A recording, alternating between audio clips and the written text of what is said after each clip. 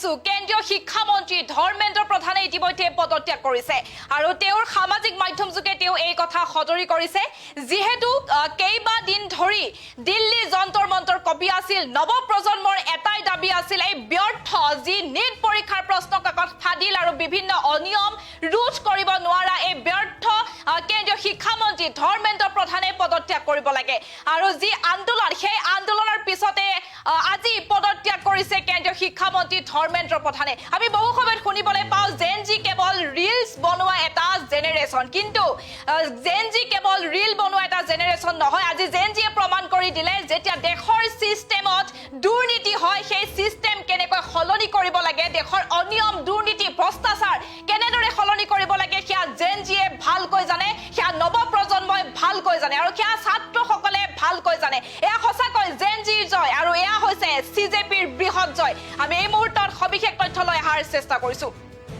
আমি এই মুহূৰ্তত জনাই গৈছো বিগ ব্ৰেকিং যে বিগত কেইবাদিন ধৰি দিল্লী যন্তৰ মন্তৰ কপি আছিল শুভত ফাটি পৰিছিল সমগ্ৰ দেশৰ ছাত্ৰ সমাজ যি এই ব্যৰ্থ শিক্ষা ব্যৱস্থাৰ যি নিট প্ৰশ্ন কাকত ফাদিল আৰু বিভিন্ন অনিয়ম ৰোধ কৰাৰ বাবে ব্যৰ্থ হৈ থকা কেন্দ্ৰীয় শিক্ষা মন্ত্ৰী ধৰ্মেন্দ্ৰ প্ৰধানে পদত্যাগ কৰিব লাগে আৰু যি সিজেপিৰ নেতৃত্বক কেন্দ্ৰীয় চৰকাৰে আশ্বাস প্ৰদান কৰিছিল যে তেওঁলোকৰ দাবীসমূহ পূৰণ কৰা হ'ব কিন্তু ধৰ্মেন্দ্ৰ প্ৰধানৰ শেষত সিজেপিৰ যি আন্দোলন যি ক্ষোভ আৰু সেই ক্ষোভৰ আসলতে জয় হোৱা বুলি ক'ব লাগিব এয়া জেনজিৰ জয় এয়া সিজেপিৰ জয় অৱশেষত কেন্দ্ৰীয় শিক্ষা মন্ত্ৰী ধৰ্মেন্দ্ৰ প্ৰধানে পদত্যাগ কৰিছে আৰু ছ'চিয়েল মিডিয়া যোগে তেওঁ এই কথা জনাইছে অৱশেষত কেন্দ্ৰীয় শিক্ষা মন্ত্ৰী ধৰ্মেন্দ্ৰ প্ৰধানে পদত্যাগ কৰাৰ কথা ছ'চিয়েল মিডিয়া যোগে তেওঁ প্ৰকাশ কৰিছে দেশৰ ইতিহাসত জেনজিৰ প্ৰজন্মৰ এই আন্দোলন এক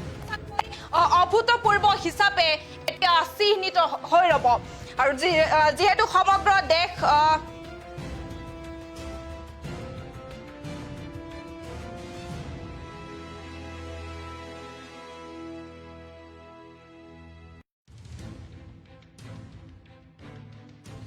যেহেতু সমগ্ৰ দেশ জোকাৰি যোৱা বিশেষকৈ দিল্লীৰ যন্তৰ মন্তৰত উত্তপ্ত পৰিস্থিতিৰ সৃষ্টি কৰিছিল জেনজিৰ যি প্ৰজন্মৰ অভূতপূৰ্ব প্ৰতিবাদৰ অৱশেষত ডাঙৰ পৰিণতি আহি পৰিছে ডাঙৰ জয় হৈছে জেনজিৰ নতি স্বীকাৰ কৰিছে কেন্দ্ৰীয় চৰকাৰে অৱশেষত কেন্দ্ৰীয় শিক্ষা মন্ত্ৰী ধৰ্মেন্দ্ৰ প্ৰধানে আজি নিজৰ পদৰ পৰা পদত্যাগ কৰিছে বিগত কেইবা সপ্তাহ ধৰি দেশৰ কোনে কোনে ছাত্ৰ ছাত্ৰী আৰু যুৱ প্ৰজন্মই চলাই থকা নিৰবিচ্ছিন্ন আন্দোলনৰ প্ৰচণ্ড চাপৰ পিছতে এয়া ঐতিহাসিক সিদ্ধান্ত শিক্ষা মন্ত্ৰীগৰাকীয়ে নিজেই ছ'চিয়েল মিডিয়া যোগে ডাঙৰ ঘোষণা কৰিছে নিজৰ অফিচিয়েল হেণ্ডেলত তেওঁ উল্লেখ কৰিছে যে দেশৰ বৰ্তমানৰ পৰিস্থিতি আৰু ছাত্ৰ ছাত্ৰীসকলৰ ক্ষোভৰ প্ৰতি তেওঁ শ্ৰদ্ধা জনাই নিজৰ পদৰ পৰা পদত্যাগৰ সিদ্ধান্ত লৈছে আৰু পদত্যাগ পত্ৰ ইতিমধ্যে প্ৰধানমন্ত্ৰীলৈ তেওঁ প্ৰেৰণ কৰিছে আৰু এয়া কোনো আচলতে সাধাৰণ দিন নহয় এয়া দেশৰ ছাত্ৰ আন্দোলনৰ ইতিহাসত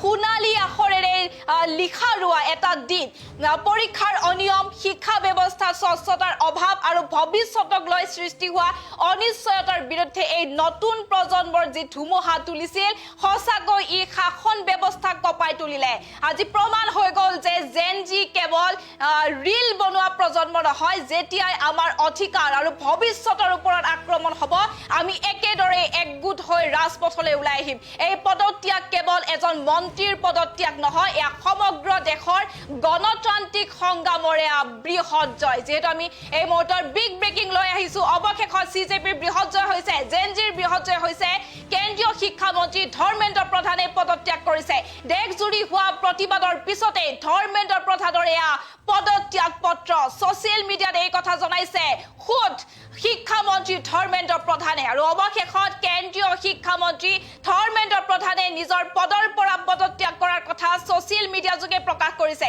আৰু দেশৰ ইতিহাসত জেনজিৰ প্ৰজন্মৰ এই আন্দোলন এক অভূতপূৰ্ব মূৰ হিচাপে চিহ্নিত হৈ ৰব এয়া সমগ্ৰ দেশ কঁপাই যোৱা জেনজি প্ৰজন্মৰ অভূতপূৰ্ব প্ৰতিবাদৰ অৱশেষত ডাঙৰ পৰিণতি নতি স্বীকাৰ কৰিলে এতিয়া কেন্দ্ৰীয় শিক্ষা মন্ত্ৰী ধৰ্মেন্দ্ৰ প্ৰধানে অৱশেষত কেন্দ্ৰীয় শিক্ষা মন্ত্ৰী ধৰ্মেন্দ্ৰ প্ৰধানে নিজৰ পদৰ পৰা পদত্যাগ কৰিছে বিগত কেইবা সপ্তাহ ধৰি যি দেশৰ কোনে কোনে ছাত্ৰ ছাত্ৰী আৰু যুৱ প্ৰজন্মই চলাই থকা নিৰবিচ্ছিন্ন আন্দোলনৰ প্ৰচণ্ড চাপৰ পিছত পিছত এই ঐতিহাসিক সিদ্ধান্ত শিক্ষামন্ত্ৰীগৰাকীয়ে নিজে ছ'চিয়েল মিডিয়া যোগে ডাঙৰ ঘোষণা কৰিছে নিজৰ অফিচিয়েল হেণ্ডেলতে উল্লেখ কৰিছে যে দেশৰ বৰ্তমানৰ পৰিস্থিতি আৰু ছাত্ৰ ছাত্ৰীসকলৰ শিৱৰ প্ৰতি শ্ৰদ্ধা জনাই তেওঁ নিজৰ পদৰ পৰা পদত্যাগৰ সিদ্ধান্ত লৈছে আৰু পদত্যাগ পত্ৰ ইতিমধ্যে প্ৰধানমন্ত্ৰীলৈ তেওঁ প্ৰেৰণ কৰা বুলি জনাইছে আৰু এয়া কোনো আচলতে সাধাৰণ দিন নহয় এয়া দেশৰ ছাত্ৰ আন্দোলনৰ ইতিহাসত সোণালী আখৰেৰে লিখা ৰোৱা এটা দিন আৰু পৰীক্ষাৰ অনিয়ম শিক্ষা ব্যৱস্থা স্বচ্ছতাৰ অভাৱ আৰু ভৱিষ্যতক লৈ সৃষ্টি হোৱা অনিশ্চয়তাৰ বিৰুদ্ধে এই নতুন প্ৰজন্মই যি ধুমুহা আনিছিল সেয়া সঁচাকৈ ই শাসন ব্যৱস্থাক কঁপাই তুলিলে আৰু অৱশেষত পদত্যাগ কৰিবলৈ বাধ্য হ'ল শিক্ষামন্ত্ৰী ধৰ্মেন্দ্ৰ প্ৰধান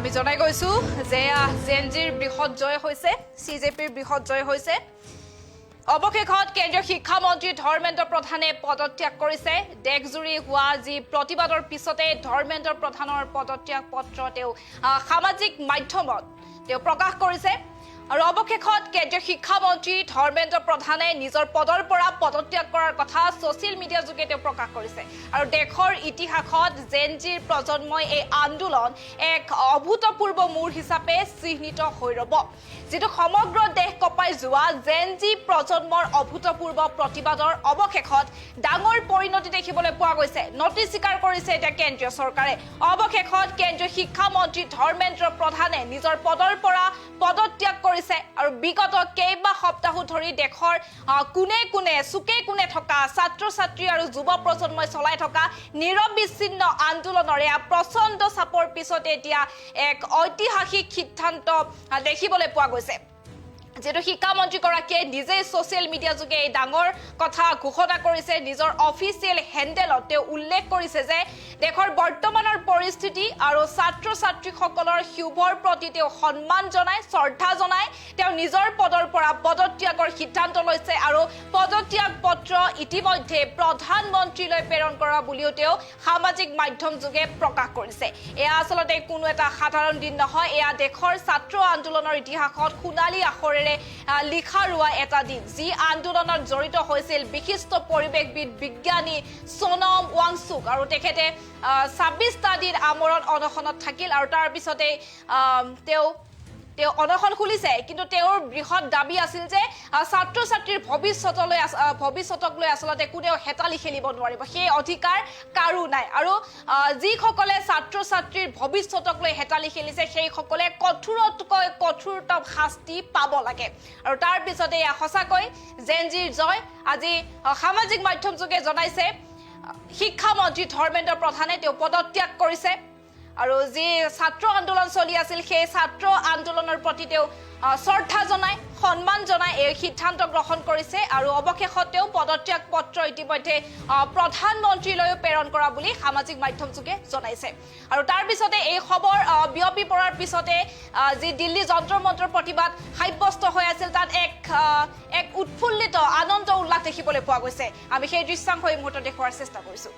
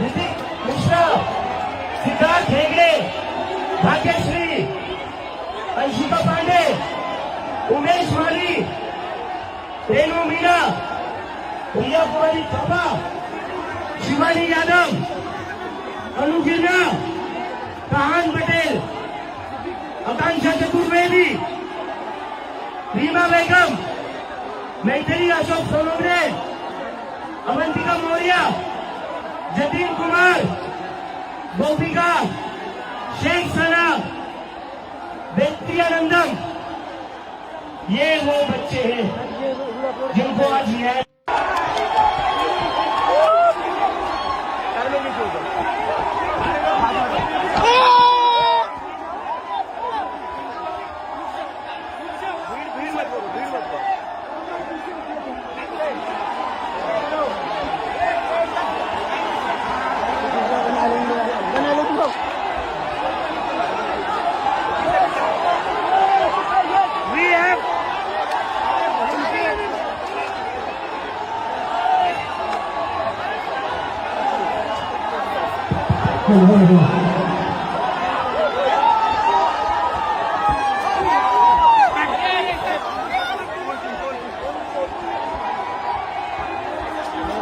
We have done it!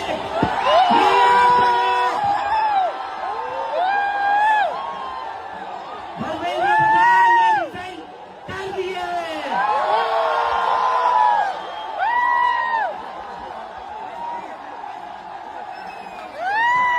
We have bloody done it! क्या कहते थे ये? क्या कहते थे?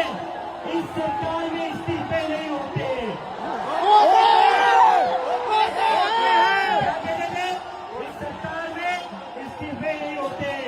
हम कहना चाहते झुकती है दुनिया, झुकाने वाला चाहिए।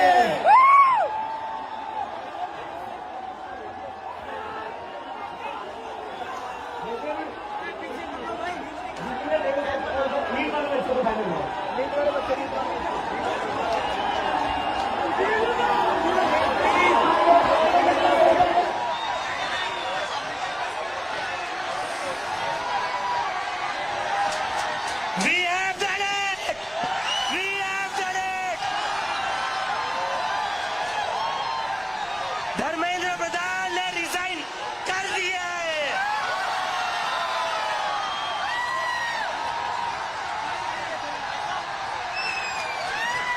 We have bloody done it! क्या कहते थे ये? क्या कहते थे? इस सरकार में इस्तीफे नहीं होते। क्या कहते थे? इस सरकार में इस्तीफे नहीं होते।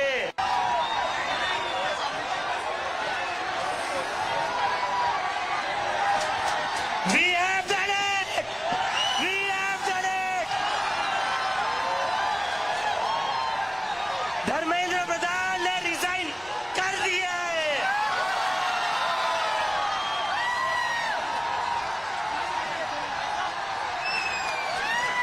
We have bloody done it! क्या कहते थे ये? क्या कहते थे? इस सरकार में इस्तीफे नहीं होते। क्या कहते थे? इस सरकार में इस्तीफे नहीं होते।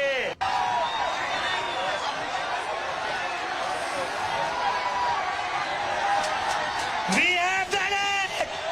We have done it! Dharmendra Pradhan ने रिजाइन कर दिया है।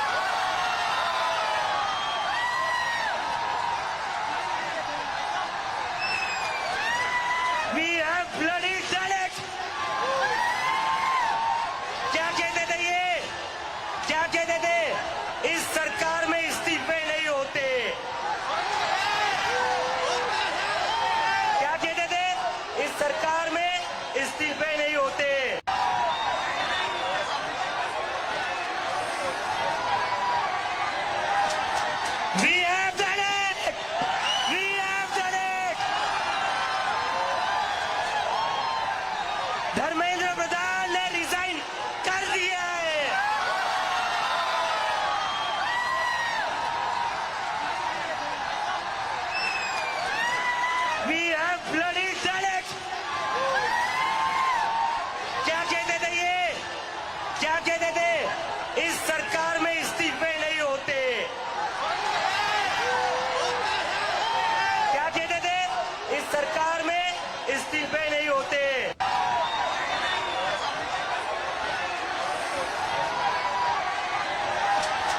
We have done it! We have done it! Dharmendra Pradhan ने रिजाइन कर दिया है।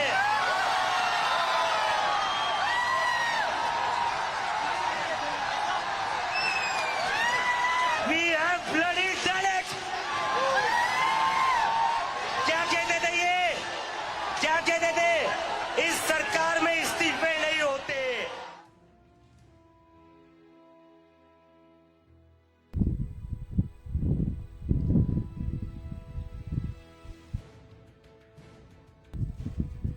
এই মুহূৰ্তত আমাৰ সৈতে ফোন লাইনত সংযোগ হৈছে আমাৰ এডিটৰ ইন চিফ অনুপম চক্ৰৱৰ্তী। আমি পোনে পোনে তেখেতৰ ওচৰলৈ যাব বিচাৰিছোঁ। শেহতীয়া যি খবৰ ধৰ্মেন্দ্ৰ প্ৰধানে পদত্যাগ কৰিছে এই সন্দৰ্ভত অনুপম চক্ৰৱৰ্তী আপুনি কি ক'ব? এই সমগ্ৰ ঘটনা প্ৰধানে দেশত এক ডাঙৰ জোকাৰণিৰ সৃষ্টি কৰিছে। সুদীৰ্ঘ 12 বছৰ ধৰি এক প্ৰকাৰ আপুনি ক'ব পাৰে যে কেন্দ্ৰীয় চৰকাৰক কোনো মানুহেই কোনো ধৰণে এক প্ৰকাৰ তেওঁলোকক লৰচৰ কৰিব পৰা পৰিস্থিতিত নাছিল।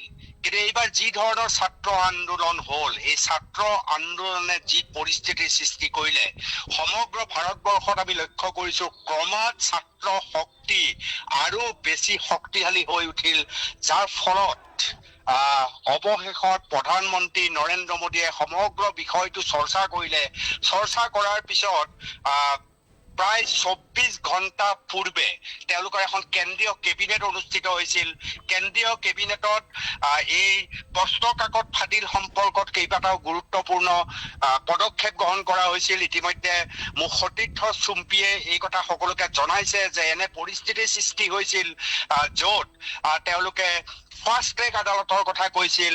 সমান্তৰালভাৱে তেওঁলোকে এই প্ৰশ্ন ফাদিলৰ লগত জড়িত লোকক 10 বছৰ সশ্ৰম কাৰাদণ্ড, 10 কোটি টকাৰ জৰিমনা ইত্যাদি বিভিন্ন কথা কৈ আহিছিল। সেই সময়তে আমি দেখিলো যে অনশনত থকা সোনম ৱাংচুৱে ইতিমধ্যে অনশন প্ৰত্যাহাৰ কৰিছে। কিন্তু অনশন প্ৰত্যাহাৰ কৰি সামাজিক মাধ্যমত সোনম ৱাংচুৱে ছাত্ৰ শক্তিক স্পষ্ট কৰি দিছিল যে যিহেতু ধৰ্মেন্দ্ৰ প্ৰধানৰ পদত্যাগেই হৈছে ছাত্ৰ শক্তিৰ মূল চৰ্ত দাবী, সেই দাবী সম্পৰ্কত সোনম ৱাংচুক জেপি নাড্ডা অথবা আন কোনোবা ডাঙৰ নেতাই বিজেপি নেতাই এই বিষয়ে একো জনোৱা নাই। মন কৰিবলগীয়া চুম্পি, এই সময়তে RSSৰ তৰফৰ পৰা আন এক বক্তব্য প্ৰদান কৰা হৈছিল। সেই বক্তব্যত এই কথা উল্লেখ কৰিবলৈ চেষ্টা কৰা হৈছিল যে এই ছাত্ৰ শক্তি পাকিস্তান বাংলাদেশৰ দ্বাৰা পৰিচালিত হৈছে, বহিৰাষ্ট্ৰৰ অপশক্তিয়ে গ্ৰাস কৰিছে। ঠিক এই ধৰণৰ RSSে এটা বৃহৎ অভিযোগ দিয়াৰ সময়তে কেন্দ্ৰীয় প্ৰতিৰক্ষা মন্ত্ৰীয়ে তাৰ 12 ঘণ্টা পিছতে স্পষ্ট কৰি দিছে যে এই যি কক্ৰোচ জনতা পাৰ্টিৰ যি আন্দোলন, এই আন্দোলনত কোনো ধৰণৰ বাহিৰৰ ফাণ্ডিং হোৱা নাই। এই কথা স্পষ্ট কৰি দিছে। কোনো বাহিৰা শক্তিয়ে এই আন্দোলনক পৰিচালনা কৰা নাই। এই কথা প্ৰতিৰক্ষা বিভাগে স্পষ্ট কৰি দিয়াৰ পিছত RSSৰ যি দাবী আছিল, এই দাবী যে এটা মিঠাচাৰ আছিল, এই দাবীৰ যে এটা অপপ্ৰচাৰ আছিল, এই দাবীৰে ছাত্ৰ শক্তিক বিচ্ছিন্ন কৰাৰ যে কৌশল অৱলম্বন কৰিছিল, সেই কথা ইতিমধ্যে প্ৰতীয়মান হৈ পৰে। ইয়াৰ লগে লগে অধিক হলটেকত পৰে কেন্দ্ৰীয় চৰকাৰ। কেন্দ্ৰীয় চৰকাৰৰ কেন্দ্ৰীয় কেবিনেটৰ যি চৰ্চা হৈছিল, সেই চৰ্চাত এই সিদ্ধান্ত লোৱা হৈছিল যে ইয়াত কেন্দ্ৰীয় শিক্ষা মন্ত্ৰীগৰাকীয়ে পদত্যাগ কৰাৰ প্ৰশ্ন নুঠে। এই কাৰণে পদত্যাগ কৰিব নালাগে, কাৰণ এই পদত্যাগ কৰাটো এক স্বাভাৱিক প্ৰক্ৰিয়া হ'ব। এই স্বাভাৱিক প্ৰক্ৰিয়াই বিশেষ প্ৰভাৱ পেলাব নোৱাৰে। কিন্তু আমি সকলোৱে জানো যে কক্ৰোচ জনতা পাৰ্টিৰ এডমিন অভিজিত দীপকে খুব স্পষ্ট ঘোষণা কৰি দিছে আৰু ইয়াৰ লগতে সমগ্ৰ কক্ৰজ জনতা পাৰ্টিৰ যিসকল ছাত্ৰ নেতা আছে সেই সকলে এই কথা স্পষ্ট কৰি দিছে যে কেন্দ্ৰীয় শিক্ষা মন্ত্ৰী ধৰ্মেন্দ্ৰ প্ৰধানৰ পদত্যাগৰ বিকল্প নাই। পদত্যাগ নোহোৱা পৰ্যন্ত ভয়ংকৰ পৰিৱেশ সৃষ্টি হৈ থাকিব। আহি আছে 15 আগষ্ট, বেছি দিন নাই স্বাধীনতা দিৱসৰ, সেই সময়লৈ বেছি দিন নাই। ইয়াৰ পূৰ্বে যি ধৰণে ইনষ্টাগ্ৰামত যি ধৰণৰ ফলোৱাৰ্ছ বৃদ্ধি পাইছে, ইয়াৰ পৰিমাণ আমি দেখিবলৈ পাইছো। এক্স হেণ্ডেলত যি ধৰণৰ পৰিণাম বৃদ্ধি পাইছে, যি ধৰণৰ সমবেত হৈছে ছাত্ৰ শক্তি, ভয়ংকৰ এক ৰূপ যে গ্ৰহণ কৰিব, এই কথা ইতিমধ্যে কেন্দ্ৰীয় চোৰাংচোৱা সংস্থাই কেন্দ্ৰীয় চৰকাৰক আগতীয়া তথ্য দি দিছে। কেন্দ্ৰীয় চোৰাংচোৱা সংস্থাই কেন্দ্ৰীয় চৰকাৰ গৃহ দপ্তৰক স্পষ্ট কৰি দিছে যে কোনো বাহিৰা শক্তিৰ ইয়াত ফাণ্ডিং নাই। ইয়াত কোনো বাহিৰা অপশক্তিয়ে ছাত্ৰ শক্তিক নিয়ন্ত্ৰণ কৰিব পৰা নাই বা উচতনি দিয়া নাই। কিন্তু নীট পৰীক্ষাৰ দৰে পৰীক্ষাত যিহেতু সৰ্বভাৰতীয় পৰ্যায়ৰ অভিভাৱক সকলো জড়িত হৈ পৰে, মধ্যবিত্ত নিম্ন মধ্যবিত্তৰ ছাত্ৰ ছাত্ৰীসকলে যিহেতু তাত এক বিশেষ ভূমিকা গ্ৰহণ কৰে, এনে পৰিস্থিতিত সৰ্বভাৰতীয় পৰ্যায়ত এই পৰীক্ষাক হোৱা বিসংগতিয়ে যথেষ্ট ত্ৰাস সৃষ্টি কৰিছে। আৰু এই ত্ৰাস উপশমৰ বাবে কেন্দ্ৰীয় চৰকাৰে যদি সমুজ্জ্বল বা সমুচিত ভূমিকা গ্ৰহণ নকৰে, তেতিয়াহ'লে পৰৱৰ্তী পৰ্যায়ত এই লাখ লাখ ছাত্ৰ ছাত্ৰীৰ ক্ষোভৰ উদ্গীৰণে সমগ্ৰ ভাৰতবৰ্ষত অচলাৱস্থাৰ সৃষ্টি কৰাৰ সম্ভাৱনা আছে। কেন্দ্ৰীয় চোৰাংচোৱা সংস্থাই এই ভয়ংকৰ অশনি সংকেত স্পষ্ট কৰি দিয়াৰ পিছতেই প্ৰধানমন্ত্ৰী নৰেন্দ্ৰ মোদী যথেষ্ট চিন্তিত হৈ পৰে। পৰৱৰ্তী পৰ্যায়ত তেওঁ ছাত্ৰ শক্তিৰ প্ৰতি ইতিবাচক ভূমিকা গ্ৰহণ কৰা দেখা যায়। যিগৰাকী প্ৰধানমন্ত্ৰীয়ে সুদীৰ্ঘ এমাহ ধৰি মৌনতা অৱলম্বন কৰি আছিল, তেখেতে হঠাৎ ছাত্ৰ শক্তিৰ প্ৰতি আকৰ্ষিত হোৱা আমি দেখিবলৈ পাওঁ। ইয়াৰ লগতে ইনষ্টাগ্ৰামতো তেওঁ ভিডিঅ' আপলোড কৰিবলৈ আৰম্ভ কৰে। কেৱল এক্স হেণ্ডেলত নহয়, ইনষ্টাগ্ৰামত প্ৰায় 300 মিলিয়ন ভিউৱাৰ্ছে তেওঁৰ এটা ভিডিঅ' চোৱাৰ পিছত প্ৰধানমন্ত্ৰী নৰেন্দ্ৰ মোদীয়ে বিজেপিৰ সমগ্ৰ কৰ্মীক মুকলিকৈ ঘোষণা কৰি দিয়ে যে এতিয়া আমি এনেকে থাকিলে নহব, এতিয়া আমি ইনষ্টাগ্ৰামৰ পৃথিৱীলৈ যাব লাগিব। যদিহে তৰুণ প্ৰজন্মক, ভাৰতৰ তৰুণ প্ৰজন্মক আকৰ্ষিত কৰিব লাগে, তেতিয়াহ'লে এই তৰুণ প্ৰজন্মৰ আচল ঠাইখন হৈছে ইনষ্টাগ্ৰাম।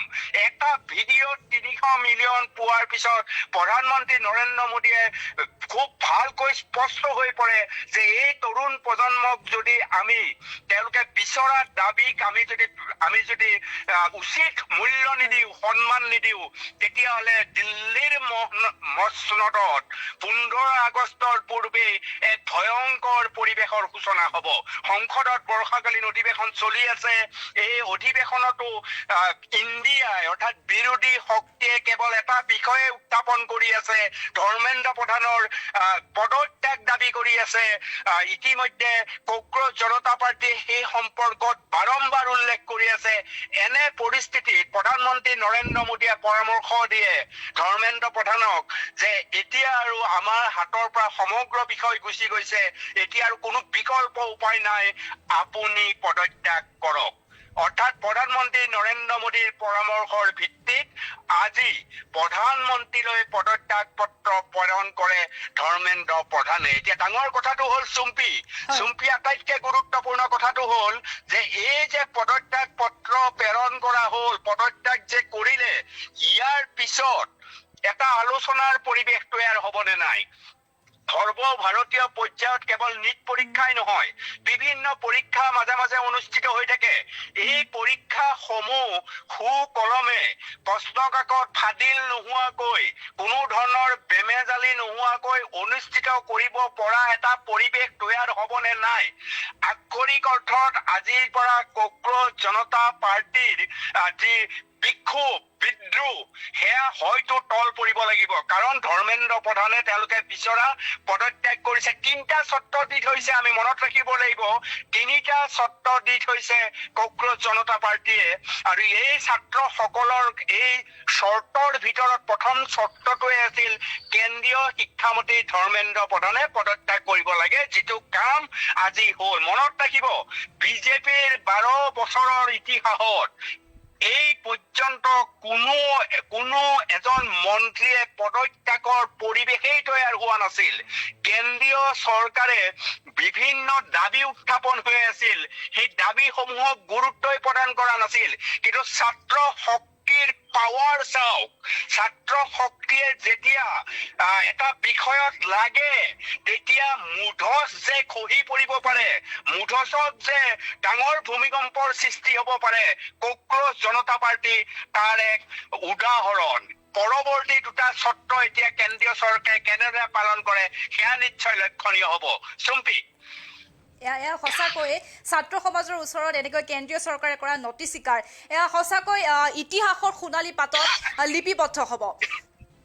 আৰু যিহেতু মই আপোনাক সুধিব বিচাৰিছোঁ, যিহেতু বহুতৰ মুখত শুনিবলৈ পাওঁ যে জেন জি হৈছে ৰীল বনোৱা এটা জেনেৰেশ্যন, কিন্তু আচলতে জেন জিয়ে দেশ সলাবও পাৰে, জেন জিয়ে দেশ জ্বলাবও পাৰে, সেই সন্দৰ্ভত কি ক'ব?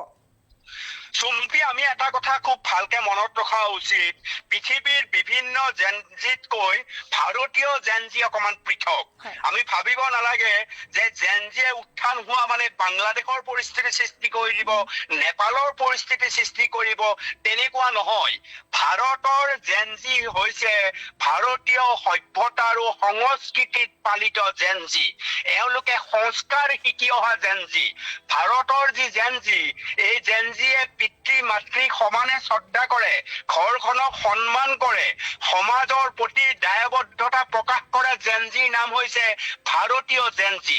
গতিকে ভাৰতীয় জেনজিৰে খং কৰিলেই বুলি গণতন্ত্ৰক মোহাৰি, ভৰিৰে মোহাৰি এটা ৰাজতন্ত্ৰৰ পৰিৱেশ তৈয়াৰ কৰিব, তেনেধৰণৰ কথা নহয়। কাৰণ সংস্কাৰত ডাঙৰ হোৱা এই ভাৰতীয় জেনজিসকলে কিন্তু কিমান ধৈৰ্য সহকাৰে সুদীৰ্ঘ 20-22 দিন আমি দেখিবলৈ সক্ষম হলো তেওঁলোকে আন্দোলন কৰিছে। তেওঁলোকে পুলিচৰ লাঠিৰ মাৰ খাইছে, ওলোটাই পুলিচক তেওঁলোকে ফুলৰ থোপা আগবঢ়াইছে, বিভিন্ন অপপ্ৰচাৰ কৰিছে। তেওঁলোকে অপপ্ৰচাৰৰ বিৰুদ্ধে গণতান্ত্ৰিকভাৱে মাত মাতিছে। মোদী চৰকাৰৰ সময়তে সৃষ্টি হোৱা গদি মিডিয়া শব্দটোক যি ধৰণে এইবাৰ ভাৰতীয় জেনজিয়ে প্ৰচাৰ আৰু প্ৰসাৰ কৰিছে, মইতো ভাবো ভাৰতীয় জেনজিৰ এই ভূমিকাৰ বাবে গদি মিডিয়া সম্পৰ্কত বা মিডিয়াত সংবাদ সেৱাত জড়িত লোকসকলে অন্ধভাৱে যিসকলে চৰকাৰক সমৰ্থন কৰে সেইসকলৰ চকু মূল খাব, চকু খোল খাব। ইতিমধ্যে আমি ভাৰতীয় ৰাষ্ট্ৰীয় চেনেলসমূহৰ কিছু চেনেলে ইতিমধ্যে নিজৰ স্থিতি সলোৱাও পৰিলক্ষিত হৈছে।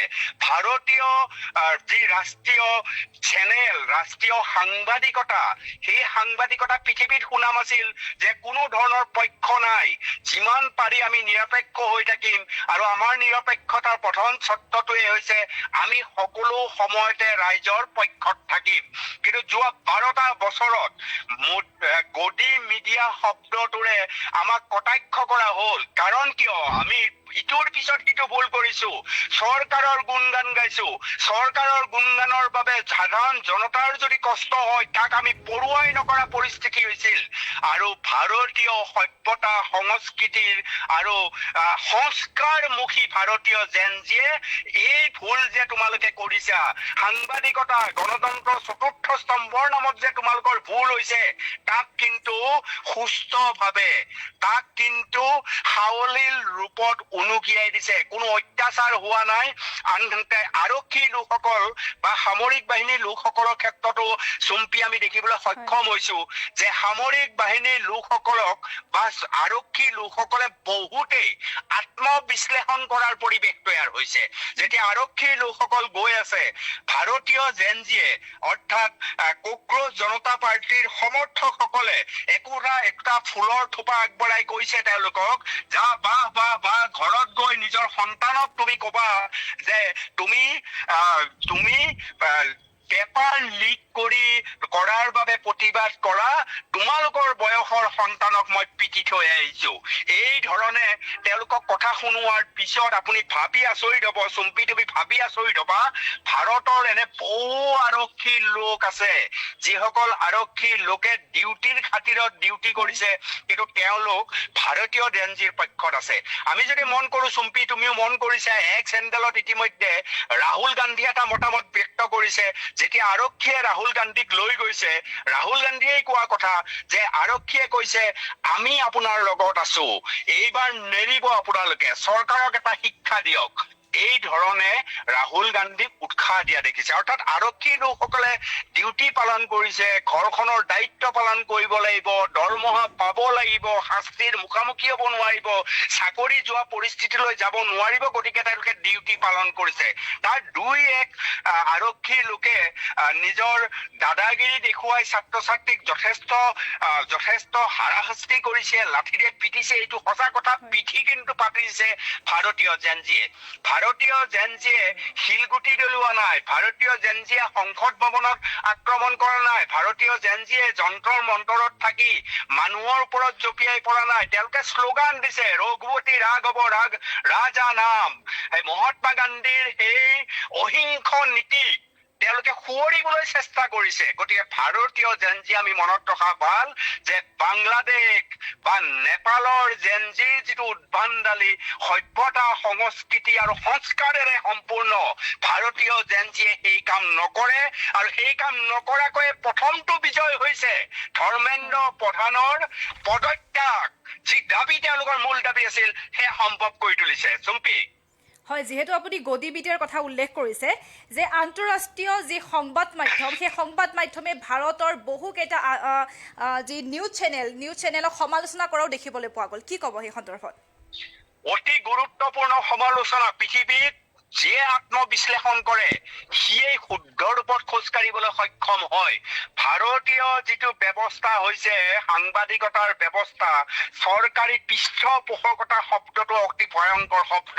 আমি যোৱা 12 বছৰত দেখিলো যে ৰাষ্ট্ৰীয় স্তৰত পোনপ্ৰথমে এই কথা সংঘটিত হৈছে যে চৰকাৰী পৃষ্ঠপোষকতাৰ বৈদ্যুতিন মাধ্যম বা কাকতৰ জন্ম হৈছে, যাৰ ফলশ্ৰুতিত খঙাল, ক্ষোভ, হতাশাত বিধ্বস্ত হোৱা জনসাধাৰণে দুটা শব্দ উলিয়ালে, গদি মিডিয়া। ইয়াৰ এক প্ৰতীকী অৰ্থ আছে। গদি মিডিয়া অৰ্থটো এওঁলোকে বুজাব বিচাৰিছে যে মিডিয়া চৰকাৰীকৰণ হৈছে, সাংবাদিকতা বিক্ৰী হৈছে। এইবাৰ জেনজিয়ে যি ধৰণৰ ভূমিকা লৈছে, এই ভূমিকাৰ বাবে আন্তঃৰাষ্ট্ৰীয় স্তৰতো কঠোৰ সমালোচনা হৈছে। তুমি কোৱাৰ দৰে সাংঘাতিক কঠোৰ সমালোচনা হৈছে। আৰু এই কঠোৰ সমালোচনাৰ পিছত এটা অন্তত সুযোগ ওলাইছে যে ভাৰতীয় সাংবাদিকতাই নিজৰ অৱস্থানলৈ, নিজৰ পক্ষপথলৈ উভতি আহিব পাৰিব। হিত মৰ্যাদা উভতাই অনাৰ এটা পথ ইতিমধ্যে নিৰ্ণয় হৈছে। আৰু তাৰ সৰু উদাহৰণ আমি কেইটামান চেনেলত কিন্তু দেখিবলৈ সক্ষম হৈছো। সেইবাবে কৈছো যে ভাৰতীয় জেনজিয়ে সাংবাদিকতাৰ ক্ষেত্ৰতো কিন্তু নকওঁ বুলি বহুত কথা ক'লে আৰু শিকালে।